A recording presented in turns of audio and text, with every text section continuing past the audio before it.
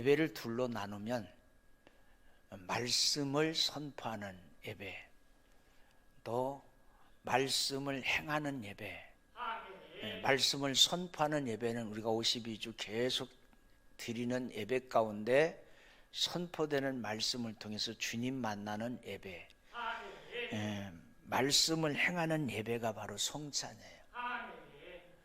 성찬은 또 하나의 예배 예식 중에 하나이기 때문에 정말 떨리는 심정 가지고 잘 준비해서 성찬에 동참해야 될 줄로 믿습니다. 오늘 성경의 말씀 보면 이렇게 말하고 있어요. 너희가 이 떡을 먹으며 이 잔을 마실 때마다 주의 죽으심을 그가 오실 때까지 전하라. 이게 성찬의 목적이에요. 그리고 그러므로 누구든지 주의 떡이나 잔을 합당하지 않게 먹고 마시는 자는 주님의 피와 몸과 피에 대해서 죄를 짓는 것이다. 성찬의 진정한 의미를 알지 못하고 그저 남이 포도주 마시니까 나도 포도주 마시고, 남이 떡을 먹으니까 나도 떡을 떼고, 이게 아니라는 얘기죠. 그러면서 뭐라고 말해요? 잘 기억하세요. 사람이 첫 번째 자기를 살피고, 자기 자신을 살피고, 그 후에야 이 떡을 먹고 이 잔을 마시리니 주의 몸을 분별하지 못하고 먹고 마시는 자는 자기의 죄를 먹고 마시는 것이다. 이렇게 성찬에 대해서 종이를 딱 내려놨어요. 그러니까 성찬이 얼마나 한편으로 두렵고 한편으로 축복인가를 우리는 분명히 알아야 될 줄로 믿습니다.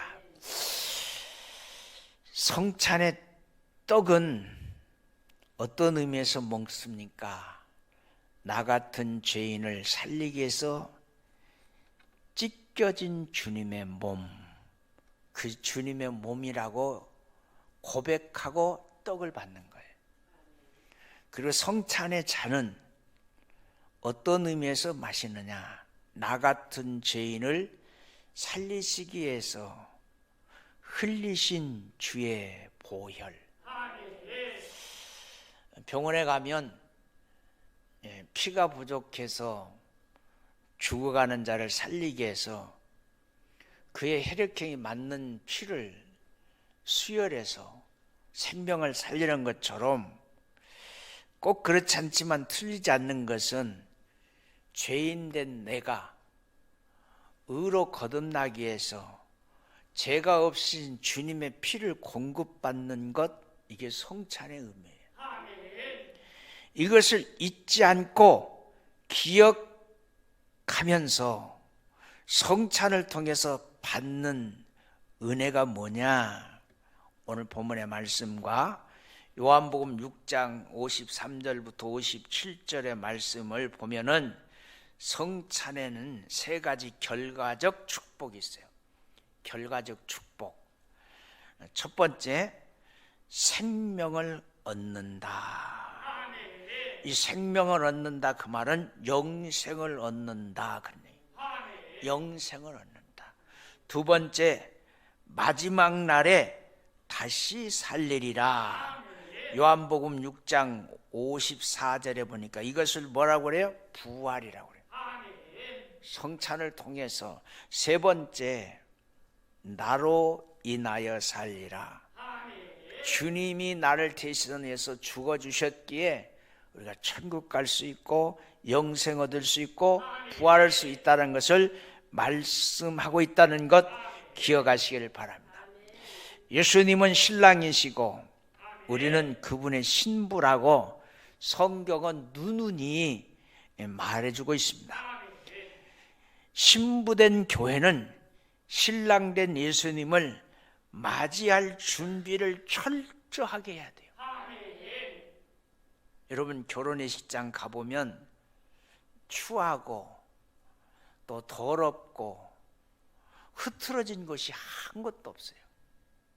잘 정리되어 있고 화려하게 꾸며 있고 누군가도 가서 그 결혼의식을 하는 것을 보면 설레임을 느끼도록, 예수 그리스도와 이 땅에 있는 신부로 준비된 우리들이 약혼하는 것이 바로 성만찬이에요. 약혼부터는 신부는 신부의 단장을 하는 거예요. 신부의 단장. 그래서 예수 믿고 세례받고 주님 믿는 사람은 주님 오실 때까지 성화의 가정을 걸어가는 거예요. 선결의 삶을 살아가는 거예요. 항상 몸을, 항상 생각을, 항상 행동을 정결케 하는 거예요. 오늘 본문은 우리가 신부 단장을 어떻게 해야 되는지 알려주고 있습니다. 성만찬 속에는 5가지 진리가 들어있어요. 첫 번째, 우리 크게 한번 아멘 하십시다. 받아라 그랬어요. 받아라. 네? 받아라. 신부의 아버지 집에 감사의 포지로 예물을 드리고 그 아버지가 그 예물을 받으면 신랑 댕이 네가 신부 될 얘에게 포도주를 따라서 그 포도주를 주면서 그 포도주를 받아주면 청혼이 성납되는 거예요. 받아라. 주 예수께서 잡으시던 밤에 내가 너에게 전한 것은 주께 받은 것이니라. 주께 받은 것이니라. 이 받는다는 말은 주는 이가 있다는 얘기예요. 주는 이. 받는 사람이 있다는 거예요. 주는 이가 누굽니까? 주는 이는 예수님이에요. 받는 이가 누굽니까? 받는 이는 여러분과 나예요. 성만찬은 주님이 우리에게 주신 진리예요. 그러므로 아멘으로 받아야 되는 거예요. 감사로 받아야 되는 거예요. 예수님이 잡으셔서 죽으러 가는 시간입니다. 마지막 말씀의 의미가 중요합니다. 마지막 말씀입니다. 마지막 때라는 거예요. 마지막 때 죽으실 때 온 힘을 다해서 말씀하신 주님이 뭐라고 말씀해요? 다 이루었다. 준비 끝났다. 준비 끝났다. 우리가 성만찬을 받아서 포도주를 마시고 떡을 먹을 때마다 우리는 예수님과 결혼을 설레는 마음으로 기다려야 돼요. 약혼의 언약은 불변입니다. 한 번 약혼했으면 그 약혼이 성립되는 거죠. 약혼이 결혼으로 잘 맞춰지는 은혜가 있게 되기를 주의 이름으로 축원합니다. 기독교의 역사관은 순환적 직선 역사관이라고 해요. 순환적 직선 역사관. 불교의 역사관은 윤회잖아요. 돌고 돌아. 그러나 기독교의 역사는 돌고 돌면서 직선적으로 나가는 스프링의 철사 같은 역사관. 매일 상번제를 드립니다. 매일 반복합니다. 우리가 죽기까지 새벽 기도를 하는 것과 같습니다. 그리고 주일마다 예배를 드립니다. 안식일을 반복하는 겁니다. 초하루를 반복합니다. 매월 초하루마다 월상 예배를 드린다는 말씀입니다. 하나님 이 한 달을 축복해 주세요. 그리고 절기가 반복됩니다. 매년 7절기가 있습니다. 7절기가 뭔지 아세요? 유월절, 무교절, 초신절, 칠칠절, 나팔절, 속죄절, 초막절입니다. 이 7절기가 계속해서 순환합니다. 사람의 몸도 7년에 한 번씩 변화가 생기는 거예요.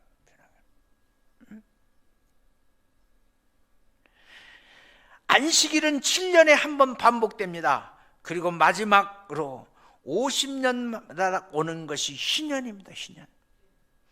이렇게 돌고 돌면서 직선으로 앞으로 나가는 역사관이 기독교의 역사관입니다. 신부는 신랑이라고 하는 성만찬을 진행하면서 신랑과 약혼을 기념하는 겁니다. 약혼 사진 찍어보신 분, 찍어놓고 집에 계신 분 한번 손. 우리 어르신들 가운데는 있을 수도 있어. 약혼 사진 찍어놓고 거의 흑백이겠죠. 찍어놓고 다. 예? 얼마 전에 조카 결혼식이 있어서 인천 송도에 앞에 이렇게 나룻배가 이렇게 떠다니는 호텔이 있더라고요. 그 호텔에서 결혼식에서 가보니까 요새는 결혼식도 주례도 필요 없어. 지들끼리 다 해. 지들끼리 다 하고, 난 희한한 결혼식도 다 있어. 여러분, 기념해야 돼. 세 번째, 약속하라고 그랬어요. 성만찬은 약혼입니다. 그때부터 신부 단장으로 들어가는 거예요. 약혼은 파혼이 될 수도 있고 결혼할 수도 있잖아요. 갈림길이에요. 아브라함에게 하나님이 약속하시면서 재물을 쪼갰습니다. 그리고 가운데 횃불이 지나가게 하셨습니다. 약혼은 쪼개면 복음의 시작이에요. 복음의 시작. 네 번째, 기다리라고 그랬어요. 기다려. 신랑으로 오신 예수님을 신부로 맞이할 제자들에게 두 번째 당부하신 말씀이 있습니다. 기다려라. 그래서 12월을 우리는 무슨 달이라고? 기다림의 달이라 그렇게 말해요. 기다림의 달. 주님이 이렇게 말씀합니다. 이 잔은 내 피로 세운 새 언약이니 이것을 행하여 마시올 때마다 나를 기념하라 하셨으니 너희가 이 떡을 먹으며 이 잔을 마시올 때마다 주의 죽으심을 그가 오실 때까지 전할 것입니다. 마시올 때라는 말이 두 번 반복됩니다. 예수님은 제자들에게 약혼할 때 언약을 반복하면서 신랑이 오실 때를 기다리라고 했어요. 기다리십시다. 신랑이 주는 포도주를 마시올 때를 기억하면서 신랑 올 것을 기다리라. 이 세상에서 가장 짜릿한 포도주, 나의 신랑 되실 예비 신랑이 따라준 그 포도주, 그 포도 쫙 마시면서. 요새는 결혼식에도 포도주를 마시더라고. 지들끼리. 다 같이 마시자고 하면 뭘까봐 지들끼리 마셔. 기다리는 겁니다. 사랑이 뭐냐고 이 목사에게 묻는다면 90%의 기다림이라고 말하겠어요. 기다림. 왜요? 기다림 속에는 설렘이 있기 때문에.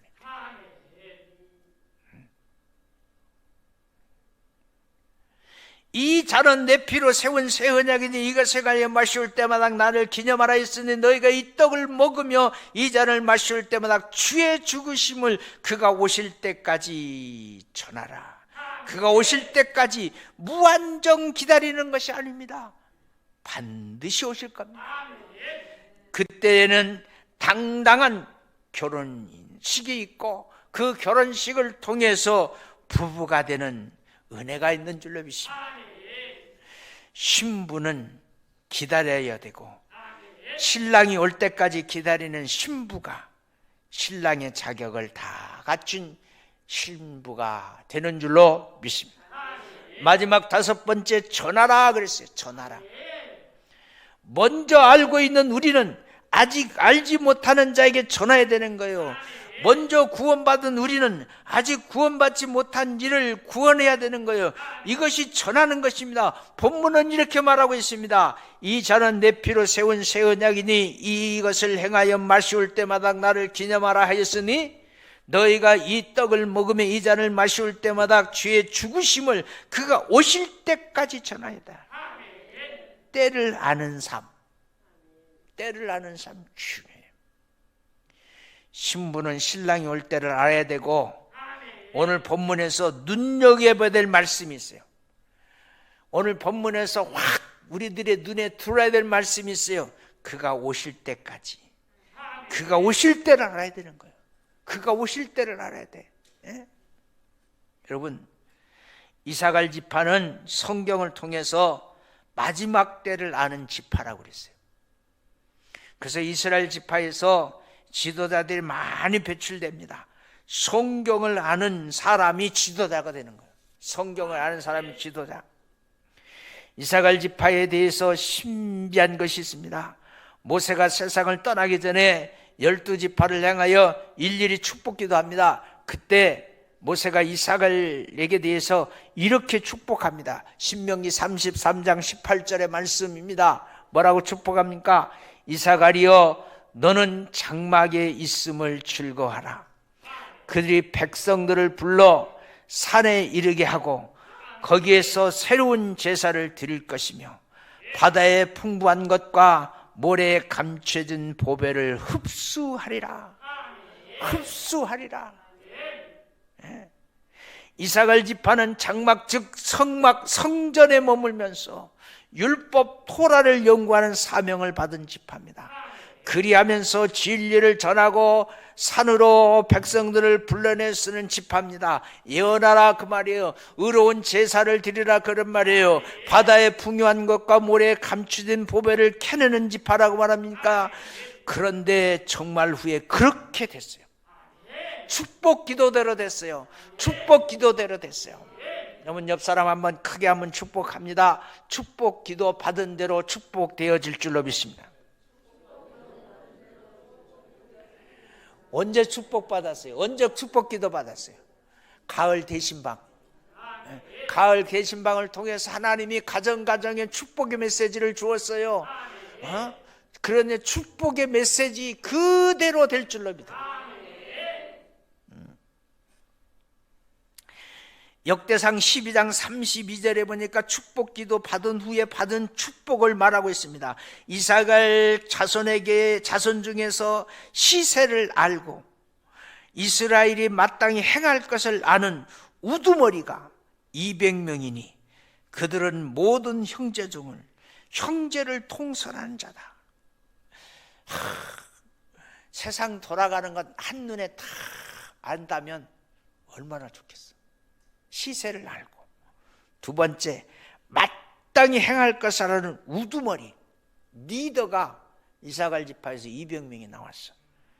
그리고 그 200명이 남은 11지파를 통솔하는 자가 됐어요.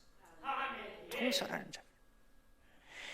이삭을 자손은 때를 아는 지파가 됐습니다. 성경을 알면 때를 알게 됩니다. 성경을 알면 때를 알게 됩니다. 그러므로 여러분의 자녀들을 지식의 사람으로 성장시키지 말고 지혜로 살아가는 지혜 사람으로 성장시키기 위해서 성경에 매어 사는 사람들이 될 수 있기를 바랍니다.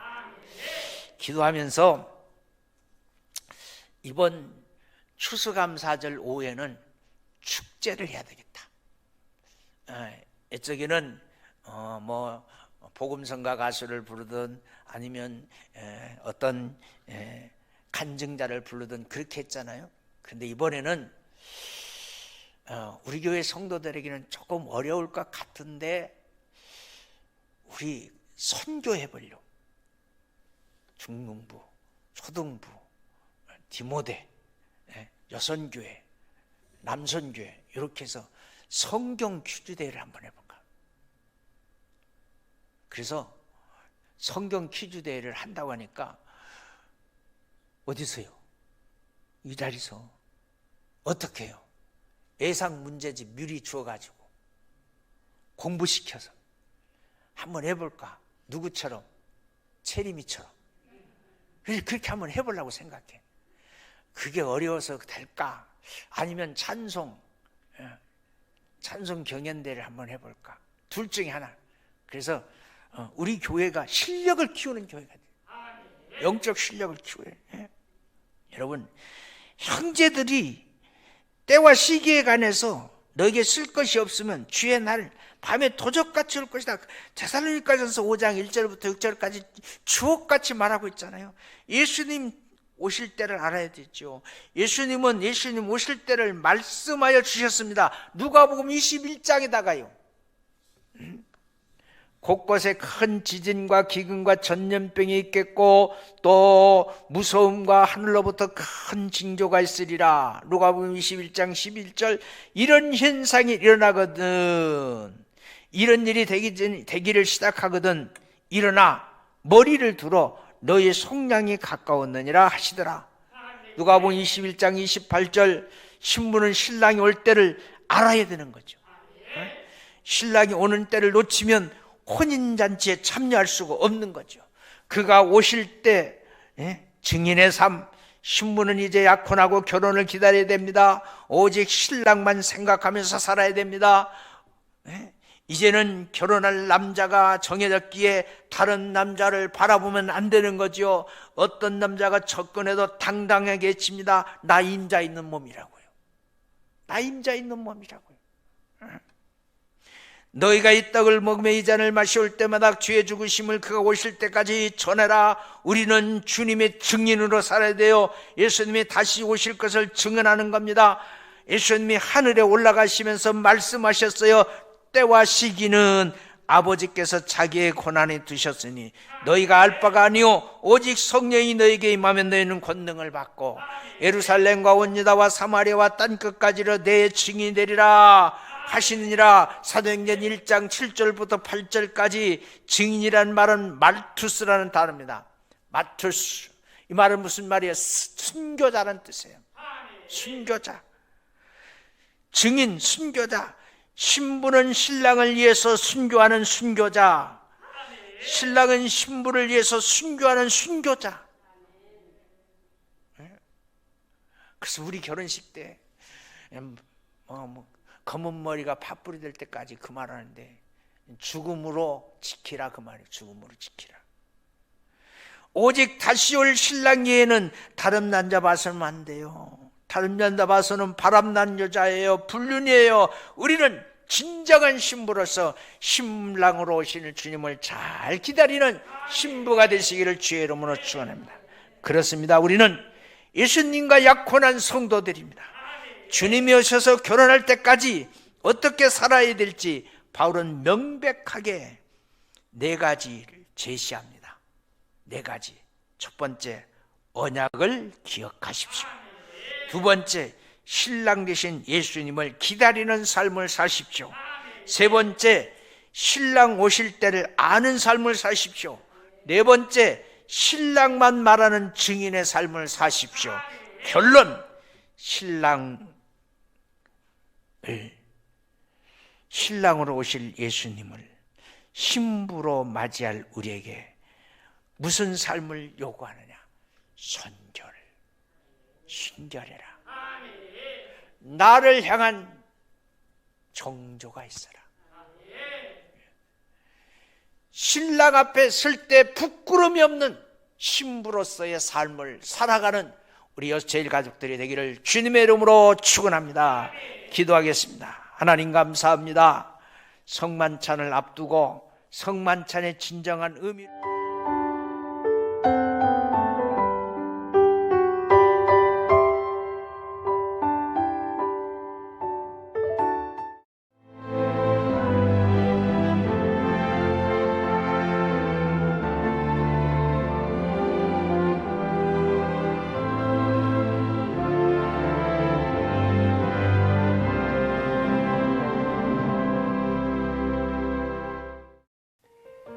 CBS를 사랑해 주시는 전남 지역 청취자 여러분, 안녕하십니까? CBS 재단 이사장 꿈의 교회 김학중 목사입니다. 여러분의 사랑과 관심 덕분에 전남 CBS가 순천시 장천동에 새로운 사옥을 마련하게 됐습니다. 이 방송국 사옥이라는 것은 단순히 건물을 짓는 의미에 지나지 않습니다. 전남 지역 복음 전파와 특별히 다음 세대를 위한 미래 비전을 세우는 일입니다. 코로나19로 모든 활동이 중단되고 또 관계가 단절되는 상황이지만 우리 CBS 방송만큼은 우리의 발길이 닿지 않는 곳까지 구석구석 하나님의 말씀을 전하는 위대한 힘을 지니고 있습니다. 이 방송이 믿음의 반석 위에 굳건히 세워질 수 있도록 여러분들께서 벽돌 한 장 한 장씩 쌓아가는 마음으로 전남 CBS를 위해 후원해 주시고 기도해 주시기를 간곡히 부탁드립니다. 여러분의 이 작은 행함이 CBS를 통해서 교회 공동체를 회복하고 누군가의 믿음을 소생시켜 줄 굳게 믿습니다. 여러분 한 분 한 분을 축복합니다.